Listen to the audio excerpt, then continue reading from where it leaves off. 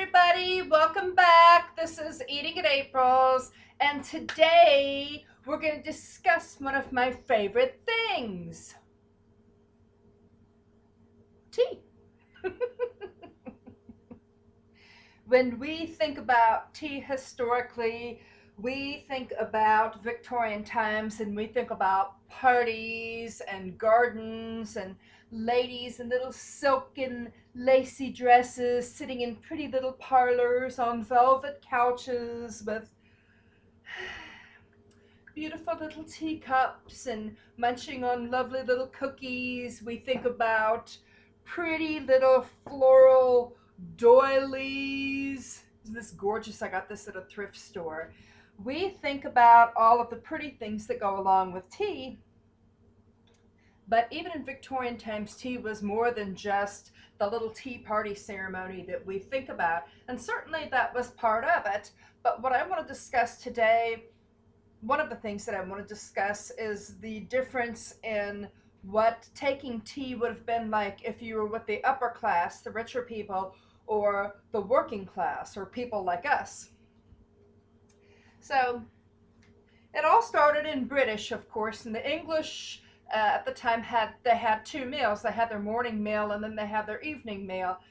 And I'm sure that there were plenty of people that got hungry in midday and said, "Hey, I want a snack," because I need something to tide me over until dinner time.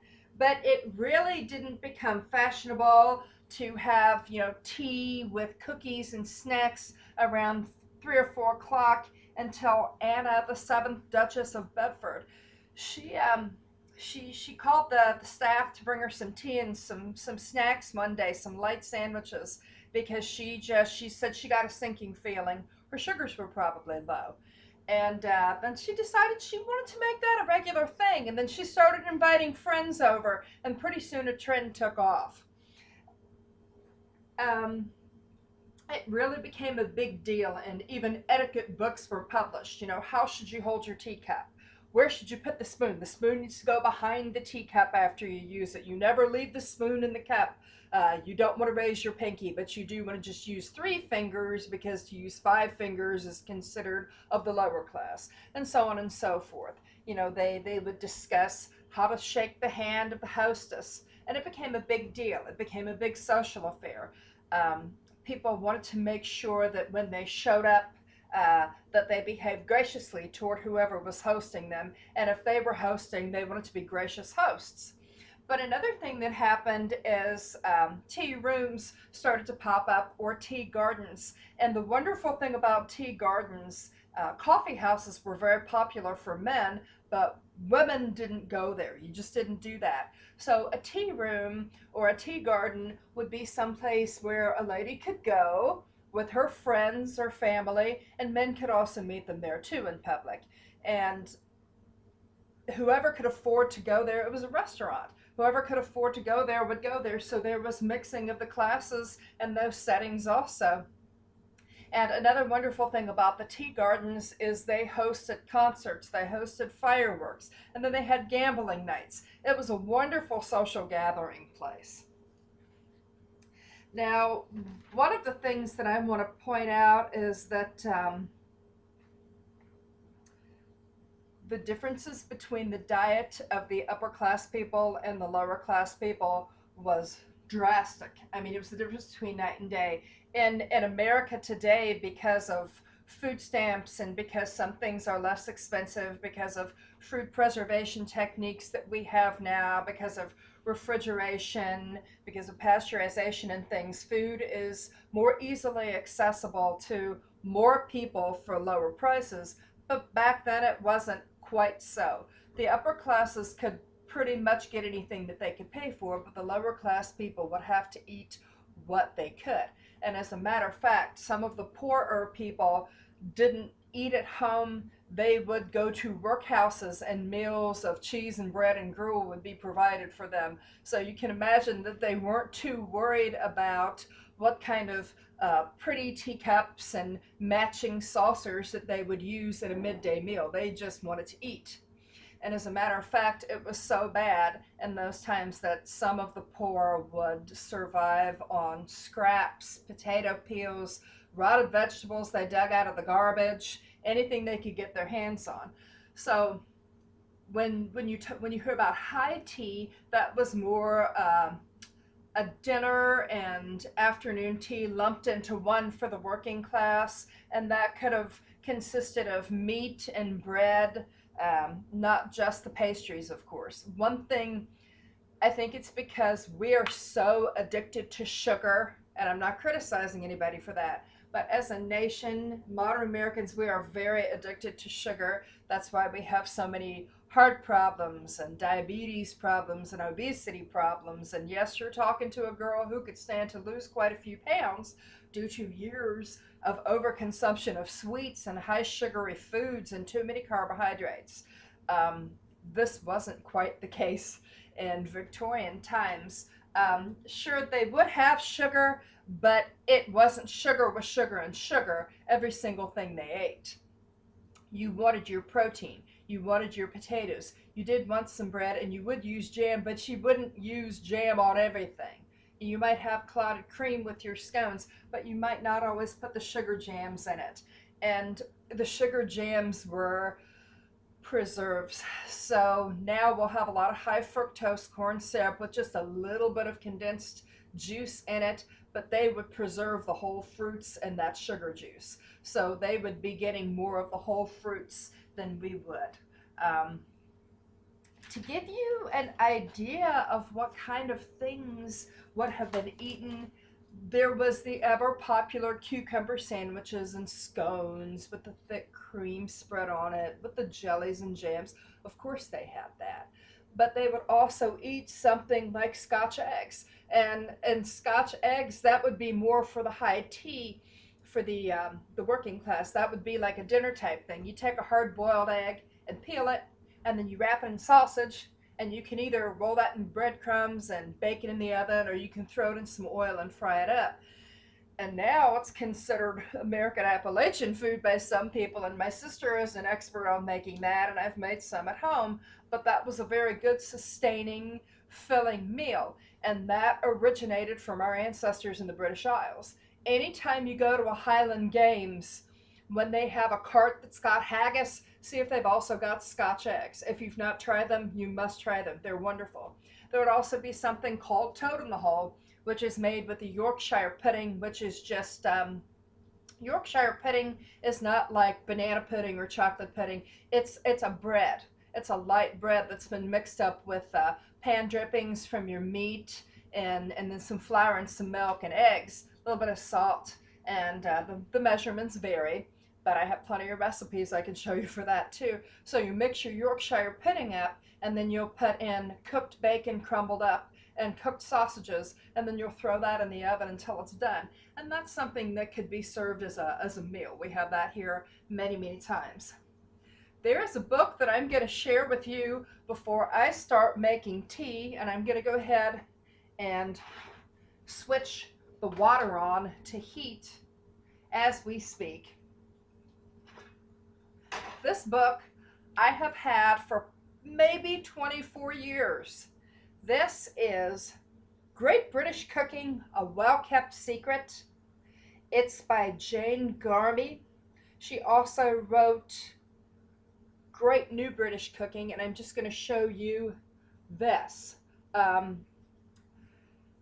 believe the year that I bought it was like 1992 or 1994. And this is the best cookbook that you can get your hands on if you want to learn anything about indigenous British food. People who travel to England will sometimes say that the food over in Britain is just horrible, but it is absolutely not. England is a great nation, and a great nation does not grow up on horrible food. I'm sorry. If you go to England and you get the worst tasting food you've ever had in your life, you obviously went to all the wrong places to eat. This particular cookbook has two different chapters that I'm going to talk to you about. One is their chapter on tea, which gives a little bit of history. And it has, I'm going to show you the information list here. See, that's a pretty long list of the recipes that they have on here. Up at the top is cucumber sandwiches, perhaps the most famous thing that people would eat at tea time. And then, of course, banana loaves, scones, oat cakes. And then, of course, they've got some cakes on here. Now, the one cake that I have made the most often out of this book is a walnut cake, which was popular in Fuller's tea rooms, which were around maybe in the 1920s to the 1940s. And then very soon after that, coffee houses became popular again, and the fanciness of the tea rooms kind of fell out of favor, even though there's still tea rooms to this day, especially at my house. But the old-fashioned walnut cake, it just has just a few ingredients, and it calls for ground walnuts and the cake mix. And then the glazed white icing that you put on it is just egg white, confectioner's sugar, a pinch of salt, and heavy cream. And it looks almost like a donut glaze. One of these days I'm going to cook that for you so that you can see how to do that. So that chapter has both the savory foods and the sweet foods. Victorian tea, even if it was a tea party, it wasn't nothing but sweets. It wasn't just tea with sweets. Now, I'm sure that sometimes, depending on the person, they would just have sweets with their tea, but it wasn't an hour that you sat around and you snacked on cookies, cakes, and candy and then washed it down with tea. Does that make sense?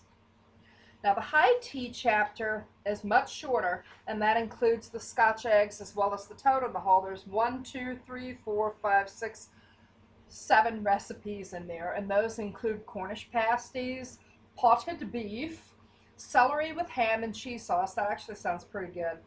Savory bread and butter pudding, Scotch eggs.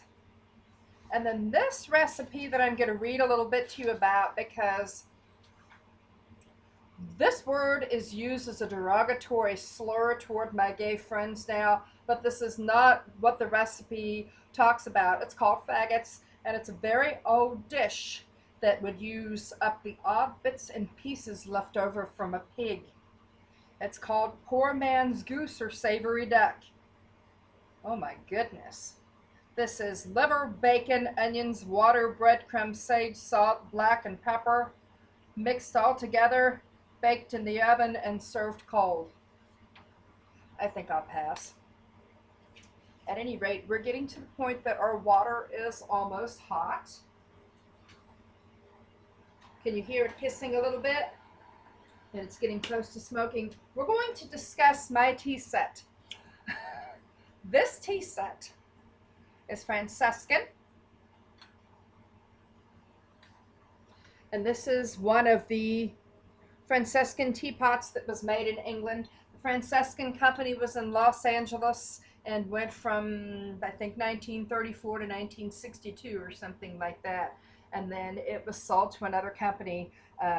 Wedgwood now runs some of the patterns, and you can find these online all over the place if you can't find them in your local antique mall. This is the Desert Rose pattern, which was started being produced in 1941, and it became one of their top sellers. The Franciscan Apple was sold the year before that, but this is the one I like. And this set belonged to my husband's Aunt Betty. And when she passed on, nobody wanted it. Well, you know what I could see? The only thing I could see was pink. So these came home with us. And I am so pleased about that. So today I will be making the tea in this and drinking it out of here. I have been, as some of you know, really watching my sugar intake because I'm not getting any younger. And sugar really doesn't have any nutritional value unless you have a disease and you need it. Well, I don't have that disease. But today I'm going to have a little bit of sugar. Because the tea that I'm going to make today is a wonderful tea that is from Vietnam. It is called Lotus Tea. And I'm going to make this tea loose. The water is almost heated. When you buy your loose tea, it's going to be inside a little bag that's inside your little tin. And that's okay. That'll just keep it fresh. Now some teapots will have a strainer that fits in right here. This one doesn't have that, and I don't want the loose tea grinds coming into my teacup. So what I'm going to do is I'm going to fill 2 of these little things up here, and I'm going to put these in the teapot and then pull it out. If your teapot has a strainer in it, you can just throw the loose tea directly in there. But if it doesn't, you might want to brew your tea first or put it in here to soak and then pull this out before you serve this at the table. Because, yeah, your guests can pick that out of their teeth, but they're going to grumble. You know how people are. So this is a 5-cup teapot. This holds 5 cups of water comfortably, and that's just boiled. So I'm going to fill these, I'm going to fill 2 of these halfway so that it's strong enough. And you don't want to fill this all the way, because what's going to happen is your tea leaves are going to swell, and then it's going to be difficult to open. Plus, it's too much. You're wasting tea, so you don't want to do that. Rule of thumb, they say about 1 teaspoon per cup. I like mine a little bit stronger than that, but you're just going to have to make it a few times and see which way you like it the best. So, got 1 filled up. Oh, that needs some more too. You don't want water weak tea. I have a friend, my friend Beth. I love Beth to death. No pun intended. But she likes a little bit of tea in her water. I always go over. She says, I made some iced tea. You want some? And I'm like, that's very kind of you, but no thanks. So, got these in here. And I've just placed these inside of my teapot. Like that. And I'm just going to take the water. And we'll pour it right in.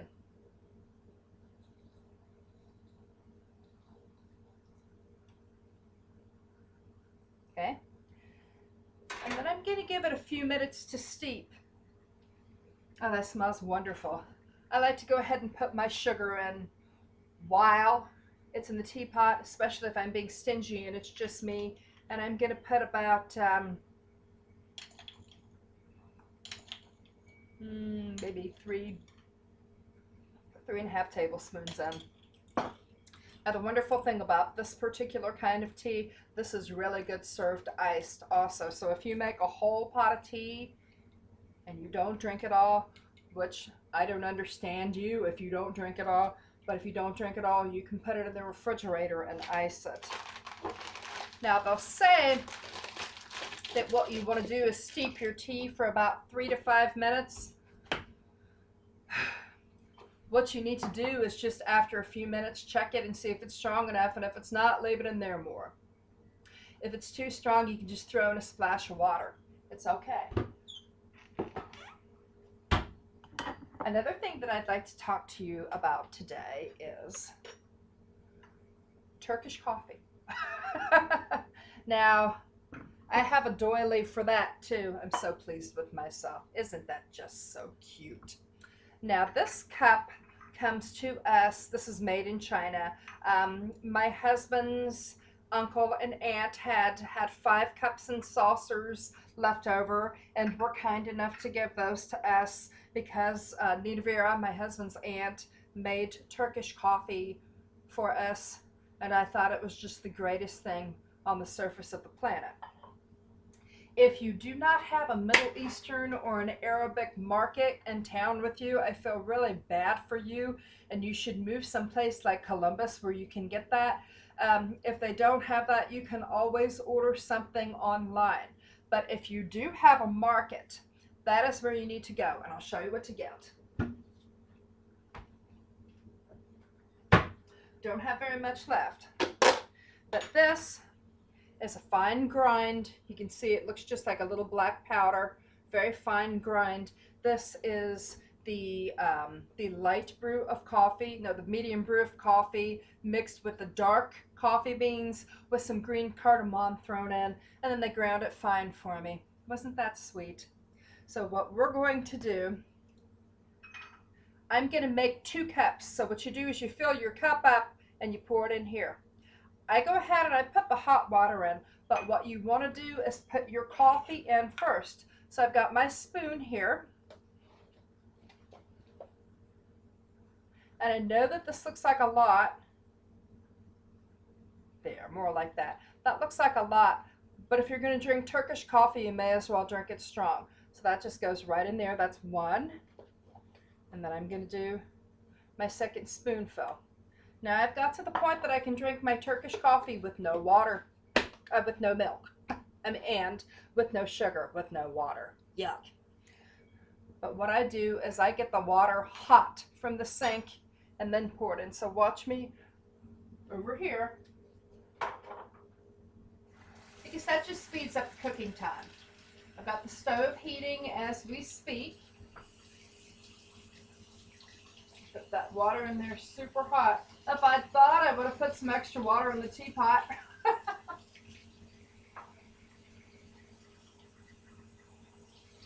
One, two. Okay.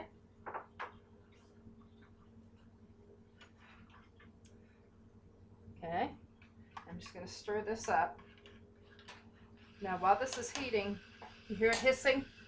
You want to stay with your Turkish coffee and you don't want to let it boil over, otherwise it'll make your burner stink like the devil. So, my tea is the strength that I want it now, so I'm going to go ahead and I'm going to pull these out. And I'm just going to take these over to the sink here. And then I'm going to be really elegant about it. And I'm going to pour myself a cup of this wonderful Lotus tea. It first gives a smell of being like a hot Pepto-Bismol. But if you put a little bit of sugar in it, that's not what it tastes like. And now you can see this is a really nice yellow color here. I'm just going to put that right there to cool for a second. You can also see what we're doing on the stove here. You don't want to put this in so far that this heats, because you don't want to burn your hand when you get it. Just going to kind of keep your spoon kind of close, and you can see that the burner is bright red. So the thing about Turkish coffee, a lot of people don't want to bother with it because it takes a few minutes.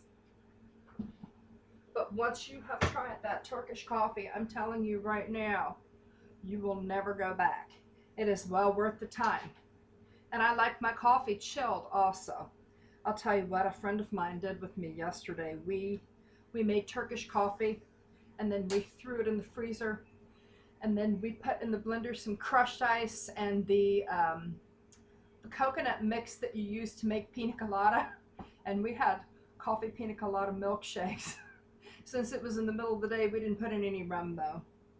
Okay, now this is starting to bubble just a little bit, so you don't want to stir it constantly because that will cool it down. You want it to boil already, but you don't want it to boil over. And this also creates a nice, beautiful foam on the top here. It's nice and shiny and silky. It's just absolutely stunning. Some people will strain their Turkish coffee, but I do not, simply because I am a witch. And if you do not strain your Turkish coffee when you have finished drinking your coffee, you can turn the cup upside down, and then after a few minutes remove the cup, and you can look at the shapes, and you can use that as a form of divination. My friend from Iran told me that. So our coffee is darn near ready. Get that teacup over here. Oh, folks, we have Lotus tea and Turkish coffee. This kitchen smells like paradise, I'm telling you. It's getting there. Come on. Here we go. Here we go. Okay. Ooh, it's bubbling. It's beautiful. I'll pull that off for a second. Just let it bubble. Just see, I'm just going to let that bubble a little teeny bit. Of course, I made it good and full, so I can't exactly let it bubble much. Boiling the coffee as opposed to just running it through one of these cheap coffee makers heats the coffee a little bit more and releases that flavor beautifully. Okay, so the first thing I'm going to do is put the foam in the glass. I just like it. And then,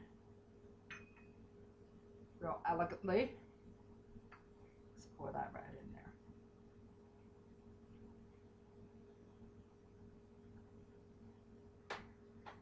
So now we have this gorgeous Turkish coffee and this gorgeous tea. And since the tea was ready first, that's what I'm going to try first. Just tilt this up.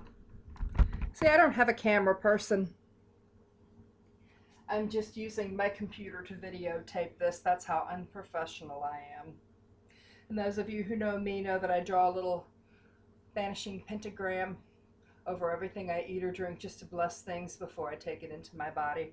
And here's our lotus flower tea. Take a sip. I'm going to be working on this for a while. This is wonderful. This is a very soothing and relaxing flower tea. And I do love to eat lotus root also. You just chop it up and you fry it in a little bit of flour. I'm a fat lady. I like everything fried.